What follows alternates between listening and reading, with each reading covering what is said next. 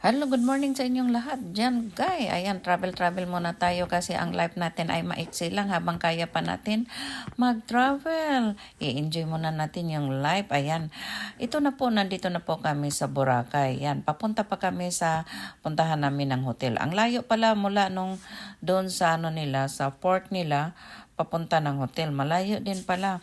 Oo. Tapos kahit siya, yung marami din namang mga bahay.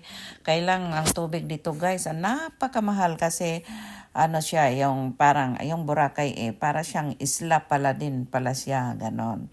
Nakabukod siya. Talagang yung pag ikutin mo siya, madali lang talaga maikot yung Boracay. Ito po yan yung magandang niya. Tingnan nyo lang sa labas kasi hindi kasi pa ako marunong magano kung papaano kasi baka mamaya hindi pwede yung makita yung mga tao. Kaya yan, dito lang sa aking harapan at saka yung gilid na lang yung makita nyo.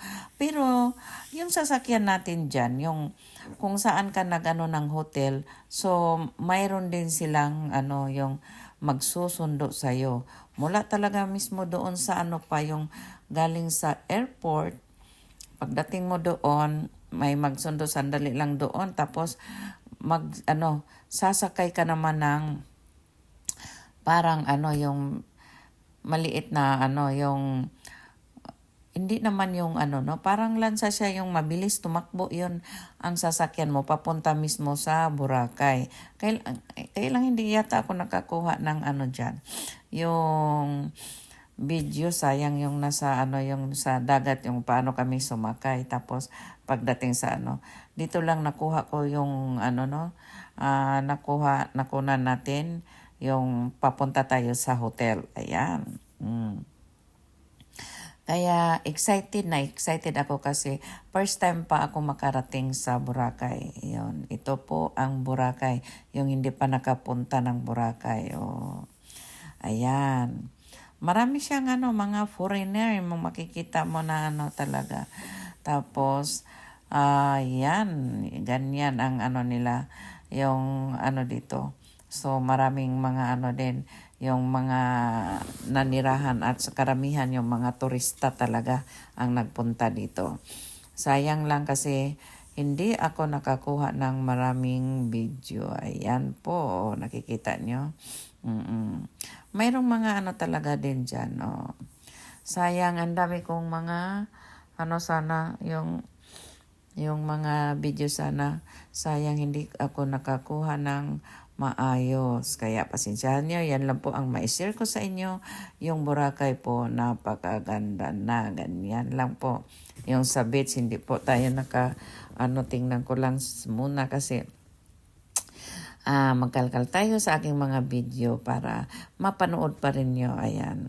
Ang aking kumari kasama at saka yung yung anak ko at saka yung asawa niya nasa unahan. Siyempre hindi ko sila kinuna, no.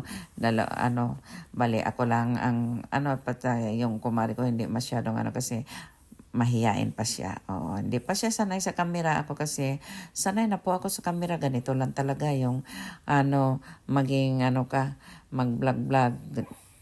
Kumbaga, hindi ka na nahiya sa kamera. Ayan. Yan po. Panoorin nyo, tingnan nyo yung yung view ng Boracay, yung hindi pa nakapunta ng Boracay. Ayan. Malapit na po tayo, nandito na po tayo sa hotel. Ayan. Diyan kami po titira sa hotel na ito. So, 2 kwarto ang kinuha ng aking anak. Dito kami dalawa sa aking kumari. Ang ganda ng bed nila. Oo. Siyempre, double bed. Yan. Oo. Alam nyo yung mark dyan, Dalen. Yan. Oo.